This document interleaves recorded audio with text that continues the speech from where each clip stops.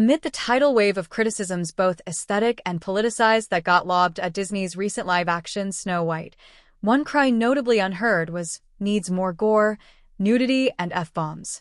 Yet apparently someone heard that call, because now there is The Death of Snow White, which provides those missing factors in bulk. While horror-adjacent, and most definitely low-budget by mainstream standards, Jason Brooks' film isn't exactly what you'd expect. Another cheap, jokey slasher cashing in on a copyright expiration and/or major studio release, as recently befell the likes of Mickey Mouse, Peter Pan, and Winnie the Pooh. Instead, it's a sort of fan film magnum opus, impressively ambitious on limited means, purportedly around 1/200 the estimated Disney budget, yet still not quite ready for prime time, feeling more like an especially elaborate amateur cosplay than a honed vision with its own distinctive style and ideas. The result is a passably diverting curio that remains on the level of juvenile fantasy adventure, but with gratuitous elements inappropriate for younger viewers. Its ideal audience may well be the folks who made it, since behind-the-scenes glimpses under the closing credits suggest a very good time was had by all. Alice Entertainment is distributing to a small number of U.S. theaters starting May 2nd, with the Horror Collective handling its release to digital platforms later this year. Brooks' prior directorial feature was 2022's fan film, Friday the 13th Vengeance 2, Bloodlines.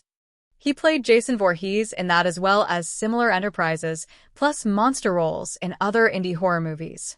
He's also done special effects for those and additional productions, nearly all made in the vicinity of Seattle. The Death of Snow White feels like a big hands-on party for local genre enthusiasts, something that has its own charm but limits the extent to which viewers can make a full imaginative leap. Particularly toward the beginning here, we too often feel like horror buffs have taken over a Renaissance fair. While their goofing around in costume is fun, it is not exactly transporting.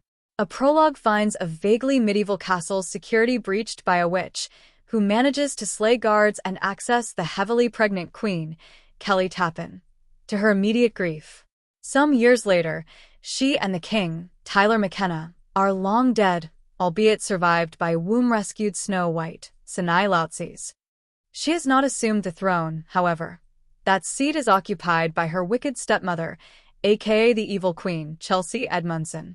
That lady is really the aforementioned murderous hag, Meredith Binder, her false veneer of youthful beauty reinforced by a magic mirror's flattering, if also caustic, topless female spirits, and sustained via grisly methods seemingly inspired by Elizabeth Bathory. Bathing in the blood of virgins is just one such regime, and God help the flunky who dares displease Milady.